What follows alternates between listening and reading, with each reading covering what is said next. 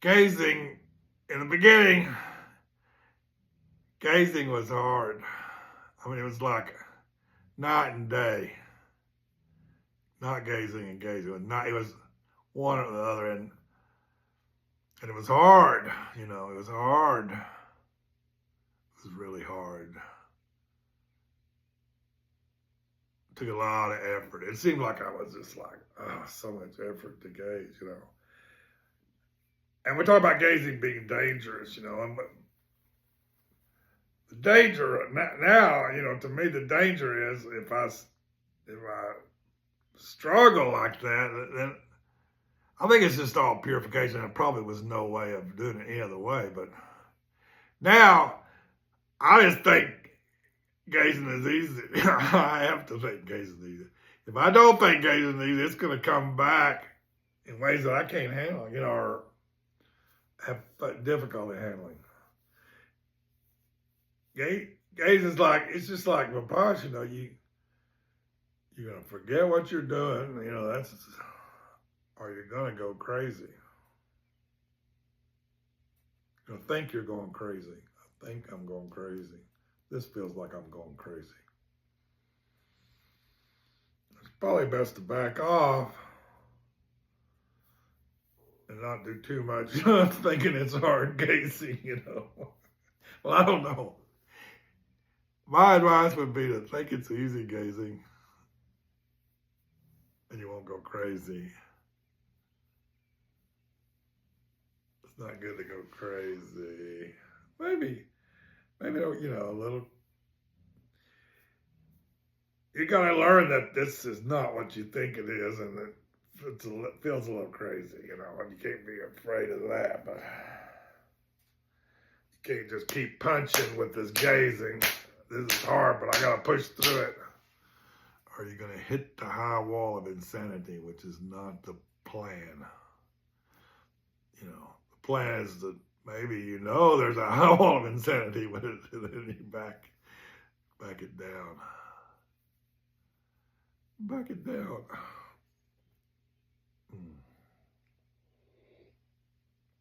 And you can't do much with gazing if you have not reached the level where you've stabilized your mind. I mean,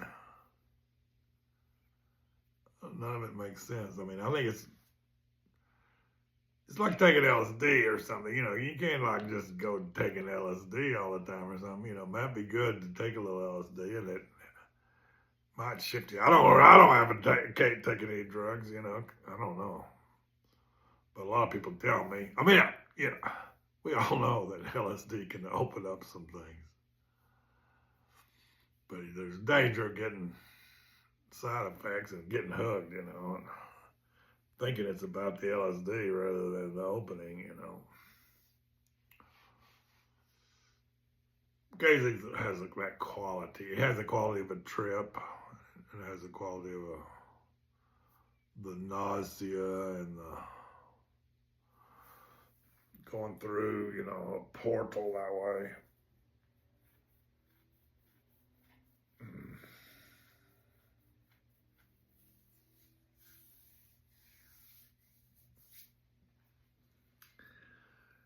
I don't even know what we're talking about anymore. So me and Gary are going to the lake. We're going to gaze, then we're going to go to the lake.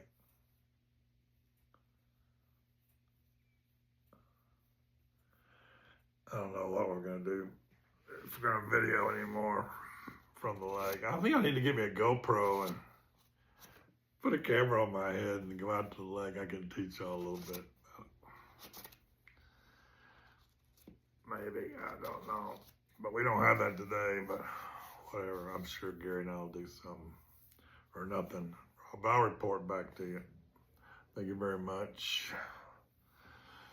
Well, I got a little time here. Maybe I ought to say something else, maybe. About gazing and dancing with the Dakinis.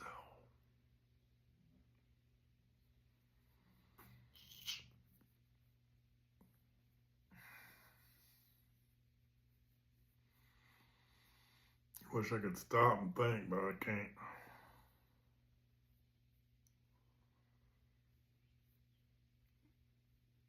So I guess I could tell my story about Lavasia Regent Ursula Tenzin and the bees buzzing. The Regent probably told this story 200 times, or he told this story so many times to so many students. I think it was like, you know, his enlightenment experience in a certain way. I mean, he was a great, great teacher before this ever happened, but, and for me, I mean, I sort of, it was a very powerful experience for me too. So we were playing golf in Scotland. We took 2 trips to Scotland. One maybe like in, I don't know, I think maybe 84, 89, I don't know what it was, when it was. Second trip, we had our act together. First trip, we were late, just threw it together. We didn't know what we were doing. And we weren't always staying in nice places the first time. The food wasn't nearly as good the first time. There were 12 guys the second time. I ate the first time. You know, I don't know. Anyway, we did it up right the second time. Right time of year, right accommodations. We were staying at this place in Muirfield, which was fantastic. It's like Queen Victoria's son used to, you know, he was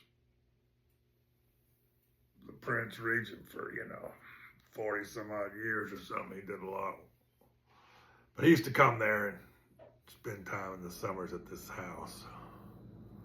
And had fabulous gardens. And we're sitting in this little alcove, just this is a small little porch thing. I guess you could walk out to the gardens through there. But they had these, I don't know, probably lavender bushes. They were like manicured, you know, blooming. And we played golf, played 18 holes of golf. So it's like 5 o'clock or something, 4:30, 4. And we get a bottle of wine, and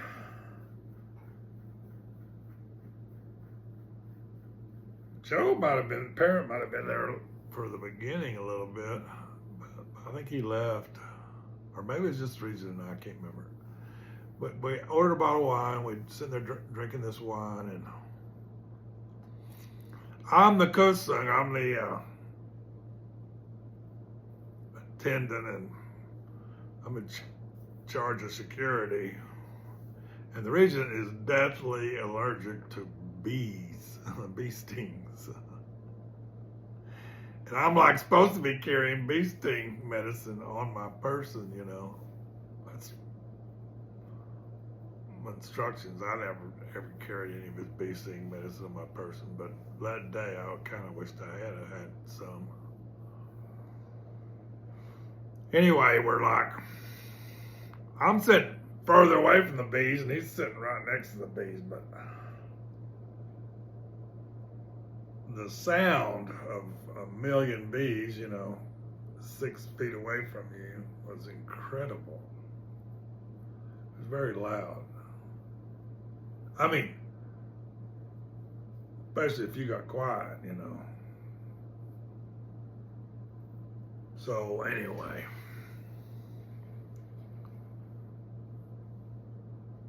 that's the kind of thing I'm talking about when I'm talking about going out to the lake and experiencing nature. And it's the same thing, but this one was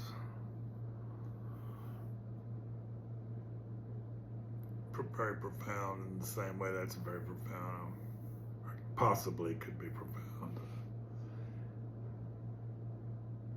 If you get quiet, your mind is just, your mind and the sound of the bees become one. I mean, you know, you could be thinking and something else could be happening, but it didn't take much. It doesn't take much. Just like when you go outside sometimes and there's this bird song out there, it just wakes you up, you know. It just wakes you up. just wakes you up. But somehow the buzzing of those bees, that sound, your mind was able to just kind of become one with it. And it didn't take long, you were enlightened. That's what it seemed like. As long as you rested your mind on the sound of the bees buzzing, you were enlightened. If you did something else, it was something else. But want to be enlightened? Just rest your mind on that, And Zen, they're always saying that. That's it. That's it. That's that. That's it. That. There's this and there's that. You always think it's this. It ain't this. This is empty and it's that. But the union of this which don't exist and that which seems like it exists for, that moment it seems like that exists, but then that doesn't exist either. But if there's a union, that's it,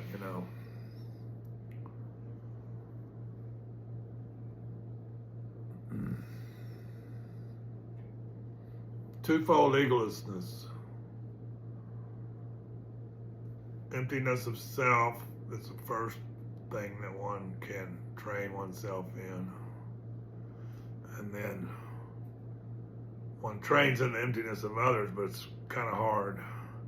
You can, in the Kage school, a lot of people get to 1.5-fold egolessness. There's emptiness of self, and they have to, they can halfway believe there's emptiness of others.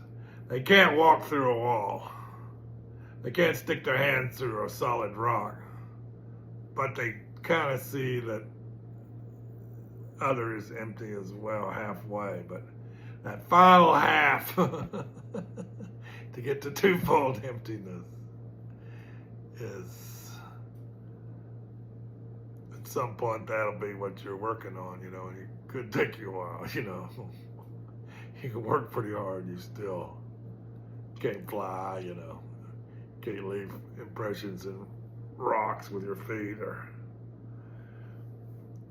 can't reach into a mountain and pull out Papa Sambhava's hidden teachings, in a casket, a little small gold hot box that's burned your hand. That's twofold emptiness. Plus a lot of vision and visionary and wisdom, and you're above Buddha, everything. But anyway, while those bees were buzzing, we were only 1.5-fold egolessness, and maybe more, for a second, for a minute. My sad story is we ran out of wine. I think I couldn't handle. I was confused by the whole thing, I never had anything like that happen to me before, and I couldn't rest my mind in the nature of my mind. I could for a little while, and then I would get confused, black diffusion would start to come in, and I'd think, putting two thoughts together. So I go get some more wine like an idiot instead of getting enlightened, sitting there like the Regent did, not moving my mind. I thought it was my job as a custom to go get another bottle of wine. I go get another bottle of wine, and there's Regent's dad wandering the halls going, "Where's Tommy?" I should have lied. I knew with every fiber of my being, she said, "I don't know, I haven't seen him, I said, "Oh, he's out on the couch." And Pops never stopped talking, So when he got there, it was over, You can't rest your mind in the nature of your mind and get enlightened with the bees buzzing and talk. Can't do both.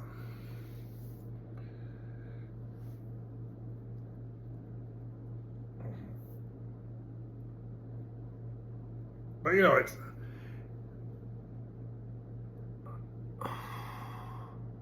sight, sounds, taste, touch, smell. You can get enlightened on all those things, and that's kind of how it goes, you know. At a certain point, it's the union of this and that. It's the union of appearance and emptiness, but it's also like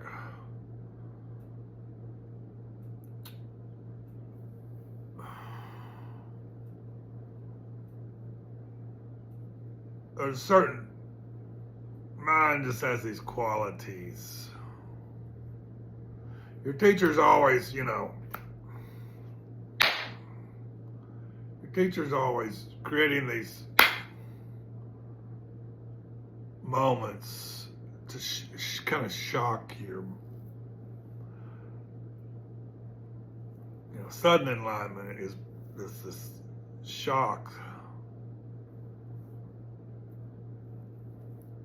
You're a little bit lost in thought. You weren't maybe very lost, you know. You were maybe, but you get woken up, you know, in another level of being a startled awareness is enlightenment. A startled awareness of where you don't know nothing. Only don't know. Think about that one. Only don't know. That's it.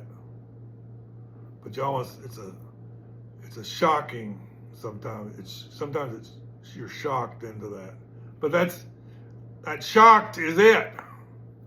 Being shocked and startled and not knowing doodly is it. That's how you wake up. When the teacher slaps you with that sandal, you're shocked and startled and you don't know nothing. That's it. That's it. Nothing else. Nothing else. But we don't let ourselves be woken that way all the time. But the Buddhas do. The Buddhas do. The Buddhas do. Or, you know, even the guys that are trying to be Buddhists, they do. They're getting ready to be Buddhists. That's the difference between them and Buddhists is the Buddhists have this startled awareness, which they're always startled and always don't know. And don't try to add anything to that. You know, you can't add anything to that. Don't add anything extra to that. Let your guru or the Dakinis wake you up so you're startled to be woken up and you don't know anything. That's it. That's it. And just rest your mind and let your mind. It's easier. I like to say, you know, we always grab the wrong end of the stick, you know. I was grabbing the wrong end of the stick when I decided I needed to leave. The region getting enlightened. This is not for me, boys. We're always doing that, you know. Don't do that. Don't grab the wrong end of the stick and think you gotta know something. That's what we always do. Don't do it. Don't do it. Don't do it. When a thought arises, don't do it. Be quick enough that you don't do it. Just let that thought arise and something happens. There's a healing there. There's a reason you thought that thought. There's a healing there. If you don't grab the wrong end of the stick, if you just startle and get the healing and get the message and don't entertain the messenger and don't let any aggression and quickness to jump the other way come into it. Just rest your mind, the nature of your mind. Every time a thought arises, you just liberate it. Just liberate it. And it's good comes out of it. So you have your still mind, which is, you know, that's the nature of the not moving mind. But then you got the moving mind. If you rest in the nature of the moving mind, you do not grab the wrong end of the stick. You do not try to string a second thought together. You don't entertain the messenger, and you don't repress thoughts. The energy. It's the energy, baby. And you don't cut the energy, you know. You don't have to. Why would you? Why would you have to, you know? That's because you haven't learned how to rest your mind. That's your mind. You haven't learned the skill of how to handle thoughts, you know. You haven't learned there's no difference between the unmoving mind and the moving mind. There's no difference. Moving mind is a kind of a creative aspect, and it wakes you up. Maybe you had a tiny bit of dullness in your unmoving mind, but the thought wakes you up, oh, I was half asleep. Just like the buzzing of the bees wakes you up, you were half asleep, or the bird song wakes you up, you were half asleep, or the way the water moves wakes you up, you were half asleep, or the brilliance of the sky or the brilliance of the light wakes you up because you're half asleep. So you're always getting woken up, startled, awareness, only don't know. So know that you rest, that's where you rest. You rest in that only don't know. As long as you rest and only don't know, you never have a problem. No difficulties anywhere can be seen.